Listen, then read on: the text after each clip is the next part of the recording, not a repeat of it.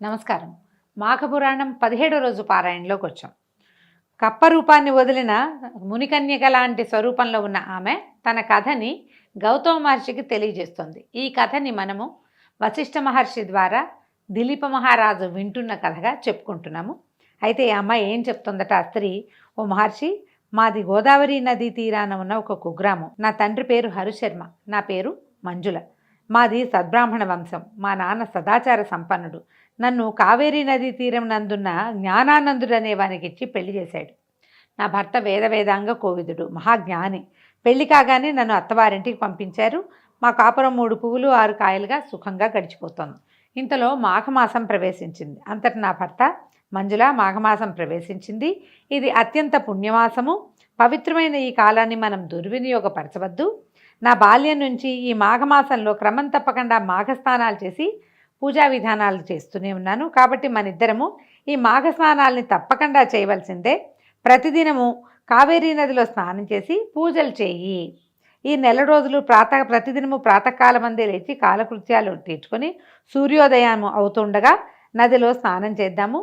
నది వద్దనే శ్రీ మహావిష్ణువు యొక్క ప్రతిమను, లక్ష్మీనారాయణుల యొక్క ప్రతిమను ఉంచి పూజ చేద్దాము.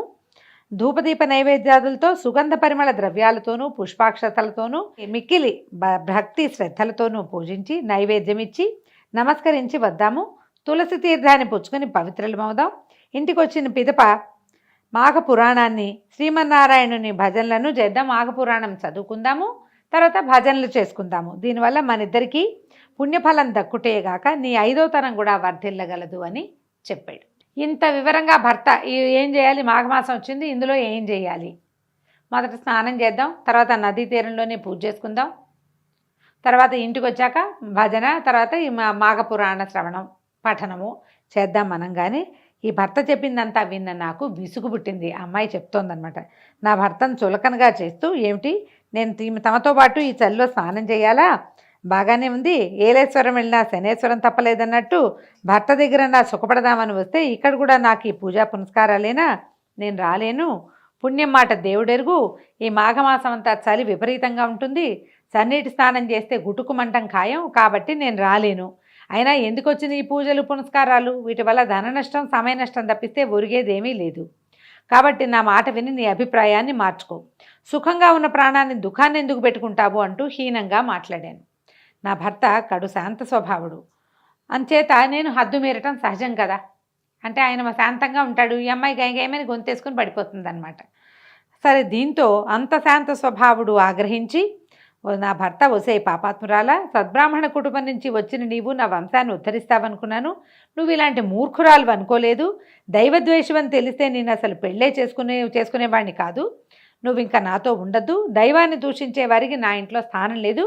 పో. మాఘమాస వ్రతం నీకంత హీనంగా కనపడిందా? నీ పాపం నిన్ను శిక్షించక మాందు. భర్తనే గౌరవం లేకుండా ప్రవర్తించిన నీవు కృష్ణానదీ తీరమందు రావి చెట్టు త్వరలో మండూకమైపోవద్దు కావక అని శపించాడు. ఆయన పరమశాంత స్వభావుడు. అప్పటి వరకు ఆవిడది ఆడిందాట పాడింది పాటగా నడుస్తుంది. ఏదైనా పూజా పునస్కారము అనగానే ఈ మొత్తానికి ఎందుకు చేయాలి, నేను చేయను, నువ్వు కూడా చేయొద్దు అనేసరికల్లా అంత శాంత స్వభావుడు తిరగబడిపోయి, నువ్వు పోయి కప్పగా పడుండు, నువ్వు మనిషిగా ఉండడానికి నీకు అర్హత లేదని తిట్టేశాడు. తిట్టంగానే నా భర్త శాపం నన్ను భయపెట్టింది. నేను ఎప్పుడూ నా భర్త మొహంలో అంత కోపాన్ని చూడలేదు. గజగజ వణికిపోయాను. నా భర్త పట్ల నేను చేసిన తప్పుని గ్రహించాను.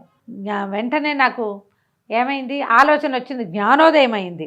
నాదా, నేను కన్నుమినక గానకుండా ప్రవర్తించాను, మూర్ఖంగా మాట్లాడాను. నా తప్పు మన్నించి నాకు శాప విముక్తిని ప్రసాదించండి స్వామి. నేను పశ్చాత్తాపంతో పరితపించిపోతున్నాను కనుక నా యందు దయించి మరలా మిమ్మల్ని ఎట్లా కలుసుకోగలను సెలవియ్యండి. అంటే ఇప్పుడు కప్ప అయిపోయింది, ఎంతకాలం ఇలా జీవించాలి, మళ్ళీ భర్తను ఎప్పుడు చేరతాను అని ఏడ్చి పరిపరి విధాలుగా నా భర్తని ప్రార్థించాను. కొంతసేపటికి శాంతించిన నా భర్త, మంజుల, శాపాన్ని వెనక్కి తీసుకోవడం సాధ్యపడదు కనుక శాప విమోచనానికి మార్గం చెప్తాను విను. ఉత్తముడైన గౌతమ మహర్షి తన శిష్యగణంతో పుణ్యతీర్థాలలో స్నానమాచరిస్తూ కొంతకాలానికి మాఘమాసంలో కృష్ణానదీ తీరాన్ని చేరుతారు. నువ్వు ఉన్న ఆ చెట్టు కింద, నువ్వు ఏ చెట్టు కింద త్వరలో ఉంటావో అక్కడ మాఘమాస వ్రతాన్ని పూజల్ని చేస్తారు. అప్పుడు నువ్వు ఆయన దర్శిస్తే నీకు శాప విముక్తి కలుగుతుంది అని నా యొక్క శాప విమోచనాన్ని సూచించారు. కావున నేను ఈనాడు మిమ్మల్ని దర్శించిన వెంటనే నా మండూక రూపం అంటే కప్ప రూపం పోయి స్త్రీగా మారాను. నా భర్త చెప్పడం వల్ల మిమ్మల్ని గౌతమ మహర్షిగా భావించాను, నన్ను దీవించండి అని నమస్కారాలు చేసిందట. అంత గౌతమ మహర్షి అన్నాడు, బాలిక, నీ భర్తయు చిరకాలం జీవించి హరినామ సంకీర్తన చేస్తూ మృతి చెందాడు. హరినామ సంకీర్తనలతోనూ మాఘమాస వ్రత ప్రభావం వలన ఇప్పుడు నీ భర్త స్వర్గలోకంలో సుఖాలు అనుభవిస్తున్నాడు. నీ భర్త మాట వినందుకు నువ్వంత కష్టపడ్డావో చూసావు కదా. ఈ మాఘమాసం అత్యంత పుణ్యప్రదమైంది కాబట్టి నువ్వు మాఘమాస వ్రతాన్ని చేస్తూ నిత్యము నదిలో స్నానమాచరించి భక్తి శ్రద్ధలతో భగవంతుణ్ణి ఆరాధించు. నీకు శుభం చేకూరగలదు. అనంతి కాలంలోనే నువ్వు ఈ వ్రత ప్రభావం వల్ల నీ పతిని చేరగలవు. నీ పూర్వజన్మ సుకృతం వల్లను దైవ నిర్ణయం వల్లను నీవిప్పటికి నన్ను దర్శించగలిగావు. ఇప్పటికైనా మించిపోయింది లేదు.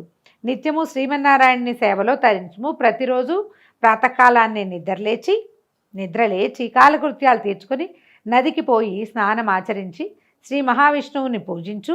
త్వరలోనే నీకు విష్ణు సాహిత్యం సిద్ధించగలదు. అంటే భర్త ఏమో మరణించాడు, ఈ అమ్మాయికి శాప విమోచనం అయింది. ఇప్పుడు వెళ్ళి చేరడానికి భర్త లేడు అక్కడ. ఇప్పుడు ఏం చేయాలి? భగవత్ సేవలో కాలక్షేపం చెయ్యి. ఏ మాఘమాసాన్ని అయితే నువ్వు అవజ్ఞగా మాట్లాడి ఈ స్వరూపాన్ని తెచ్చుకొని ఇంతకాలం భర్త సేవకి దూరం అయ్యావో అది నీకు మళ్ళీ లభించాలంటే మళ్ళీ కొంతకాలం నువ్వు ఇక్కడ జీవించి ఉన్నందుకు భగవంతుని సేవించి అంత్యకాలం తర్వాత మళ్ళీ నువ్వు భగవంతుని చేరతావు. అక్కడ నీ భర్తని నువ్వు చేరతావు అని సెలవిచ్చాడు. ఎవరైనా ఈ మాఘమాసంలో చెప్పిన ప్రకారం వ్రతం కనుక ఆచరిస్తే వారి సర్వపాపాలు హరించిపోతాయి. శ్రీహరి సంతోషించి మనోవాంఛాఫల సిద్ధిరస్తు అంటూ దీవిస్తాడు. భక్తి శ్రద్ధలతో పూజించి మోక్షప్రాప్తి నొందుము అంటూ హితబోధ చేశాడు గౌతమ మహర్షి. దాంతో ఏం జరిగిందో ఈ అమ్మాయి వచ్చే భాగంలో తెలుసుకుందాము. రేపు ఉదయం పారాయణలో కలుసుకుందాం. నమస్కారం.